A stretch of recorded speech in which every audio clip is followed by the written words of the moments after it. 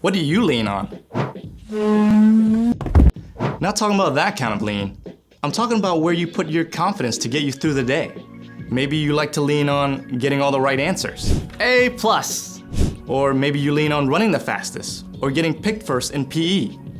You might lean on being able to make people laugh. What's the best way to throw a birthday party on Mars?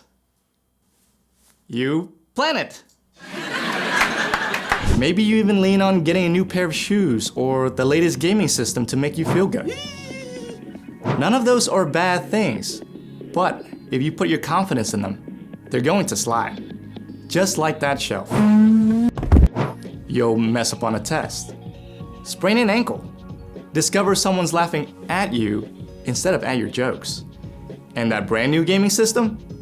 It might pick up your spirits for a day or two, but after that, it's nothing special anymore.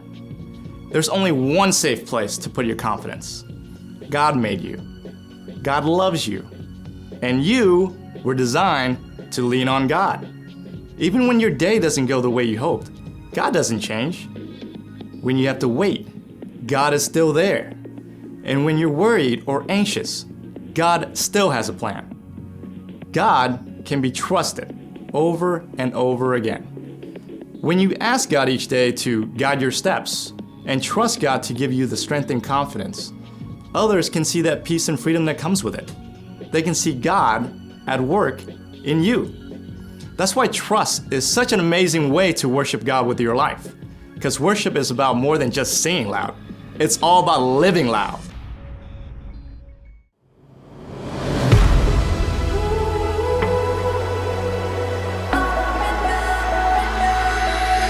When I am up, when I am down, when life turns me around, should I go left?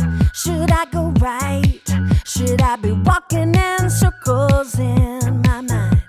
But I know God will make my path straight. I know I'm gonna shout and praise. My God can be trusted over and over and over again. My God can be trusted over and over and over again. Over and over and over again.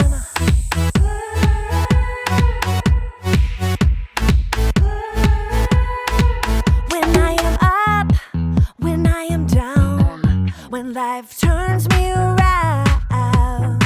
should I go left? Should I go right? Should I be walking in circles in my mind? But I know God will make my path straight. I know I'm gonna shout and praise. My God can be trusted over and over and over again. My God can be trusted over and over and over again. Over and over and over again. I'm confident. My God can. I'm confident. My God can. I know. God will make my path straight. I know. I'm gonna shout and praise. I know. God will make my path straight. I know. I'm gonna shout and praise. My God can be trusted over and over and over again. My God can be trusted over and over and over again. My God can be trusted over and over and over again.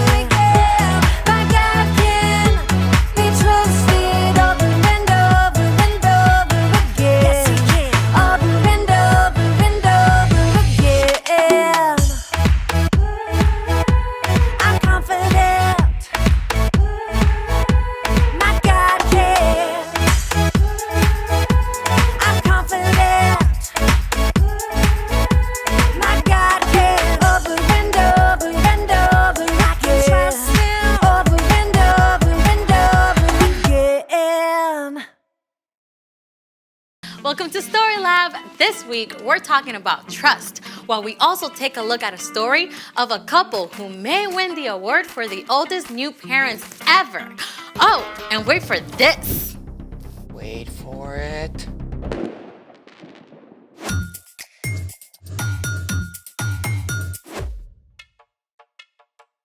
Hey, I'm Amaya. And I'm Zeke. And this week, we're talking about trust, which is putting your confidence on someone you can depend on. But how do you know who you can depend on? Well, I think the best way is to look up. What do you see? The ceiling? No, imagine that we're outside. The clouds. Okay, imagine that we're outside and it's nighttime. The stars. Yeah, all those points of light way out into space. Constellations and galaxies, each one filled with more brilliant, burning stars than we can imagine. And every single one points to God. I mean, God made all that out of nothing. It definitely makes me want to trust God. How many stars are there in the universe? 200 billion trillion stars! Whoa. Yeah. The sky was so amazing last night. I just have to take a picture for you. Look. Ooh, you have seriously got to upgrade. I know. I just couldn't capture it. So I looked up some pictures taken by the Hubble telescope instead. The Hubble Space Telescope has been orbiting the Earth for more than 30 years. It's about the size of a school bus and travels at 17,000 miles an hour, circling the Earth every 97 minutes. Check out this image from the Hubble. Whoa. This is the Prawn Nebula. It is 6,000 light years away. Stars are actually formed there, so the Prawn Nebula is like a nursery for baby stars. Mind blown. Whoa, wait. I know this one. It's the Veil Nebula. It's a leftover from a supernova that exploded like 20,000 years ago. Yeah, and check that one out. Oh, those look like Christmas lights. Well, the red dots are actually dying stars called red dwarfs, and the bluish dots are burnt out stars called white dwarfs. And they are all part of this huge cluster of stars called the Omega Centauri. Oh, I know him. He's a transformer. I think we're talking about something different.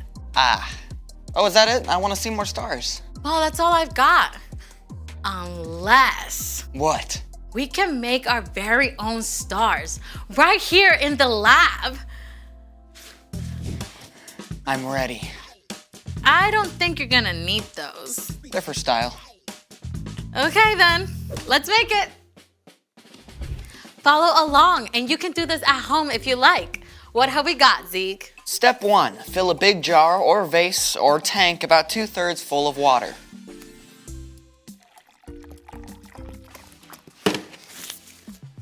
Step 2, pour oil into a small bowl.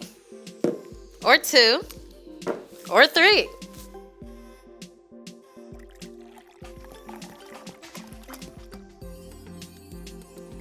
Step 3. Add 4 or 5 drops of food coloring to the oil. You can use up to 3 colors.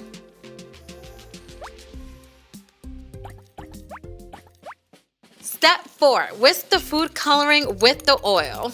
It's a little latte. A really oily latte. Okay, pour. Wait for it. Whoa. Our very own shooting stars. Oh, can we see that again? Oil is less dense than water and floats on top. Food coloring is water-based and mixes with water. Once the oil is added to water, the heavier food coloring sinks down. As soon as they hit the water, they dissolve, forming tiny shooting stars. Oh, let's do it again. We've got tons of food coloring. I'd love to make stars all day, but we got a story to tell, and stars are a big part of this one. It's time for... The story before the story. Today, we're in the very first book of the Old Testament, Genesis. God made our amazing world, but sin entered the world. People turned away from God and went their own way. So God picked one man, a guy named Abraham. And even though Abraham was like 90 years old and had no kids, God told him to look up. God promised Abraham he'd have more kids than stars in the sky. Yeah, and the whole entire world will be blessed through Abraham's family. But Abraham and his wife, Sarah, they waited for years and years, and they still didn't have kids. Which is where our story starts. We're ready. Hey everyone, I'm Brian. It's amazing how all of creation can talk to us about God. You know, after God told Abraham that he and Sarah would have more kids than there are stars, I bet they went outside at night a lot more. More children than all those stars? Are you sure that's what God said? He promised. He said, we'll have a son. God's promise was clear, but Abraham and Sarah spent years staring up at those stars, waiting and wondering. They were both old, like old enough to be great-grandparents. Could they really have a brand new baby at their age? But at last, one day when Abraham was 99 years old, God met with him again. It was the very hottest part of the day, and Abraham was sitting in the shade of his tent when he saw 3 strangers approaching. Abraham knew right away they were visitors from heaven. He went to greet them and bowed low to show them honor. My Lord, if you are pleased with me, don't pass me by. Let me get some water so you can wash your feet and rest under this tree. Let me get you some food to give you strength, and then you can go on your way. All right. Do as you say. Now, making a fancy meal back then was a lot more than just heating something up in the microwave. Abraham found Sarah in the tent and asked her to bake bread. And then he picked the best calf from his herd and asked a servant to prepare it. Here is some stew and a fresh loaf. My wife makes the best bread in the whole land. Where is your wife, Sarah? Over there in the tent. Now, you had better bet that Sarah was listening in on this conversation. I mean, here are 3 strangers out of nowhere who Abraham believes are from God. I mean, she definitely wanted to know what was up. I will surely return to you about this time next year. Your wife, Sarah, will have a son. Now? After all this time? I'm worn out, and my husband is old. Can I really know the joy of having a baby?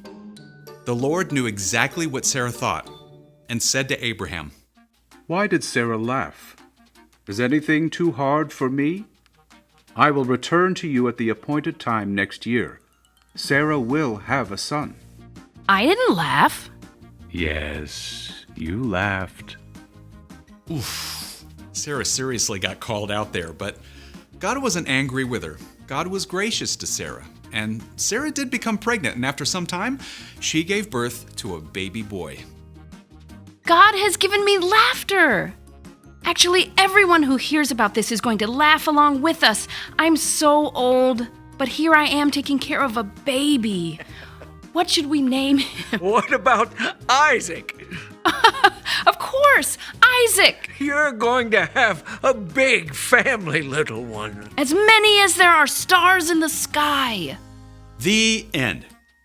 So, do you know what the name Isaac means? What? One who laughs. Well, that is spot on. Can you imagine how it felt for Abraham and Sarah to wait all those years? I have a hard time just waiting for the microwave popcorn to finish. I know, right? Waiting can be hard. But here's the awesome thing. God is always trustworthy. God promised Abraham that the whole world would be blessed through his family. And it took hundreds of years, but the whole world was and is blessed because of one of Abraham's descendants. You know who I'm talking about? Yeah, Jesus. You got it. You can trust God all the time, especially when you're having to wait. Thanks, Brian. So, what is our part in the story? Well, maybe you're having to wait for a broken arm or a sprained ankle to heal. You can trust that God is still with you, and God still loves you, and you can ask for God for the patience to keep waiting. I remember when I had to wait forever when my mom said she'd get me my phone. I guess I could have trusted God more instead of just asking her, can I have my phone yet? Can I have my phone yet? Can I have my phone yet? Can I have my phone yet? Okay, yeah, we get it. Sorry. I actually had to trust God yesterday. My dad promised to play tennis with me after he got home from work, but then he had a video call that took over an hour. I had to trust God to give me a good attitude. Yeah, the truth is, we're gonna have to wait for things. Sometimes we'll have to wait on God. But even while you're waiting, you can trust that God is still there and that God still cares about you. Got it? Got it. Wait for it. So, here's the thing. Trust God even when you have to wait. Yep, I can't wait for tonight when I get to see the actual stars. I mean, I can wait, but you get it. Thank you for joining us in the Story Lab. See you next time. Here's something to check out while you wait.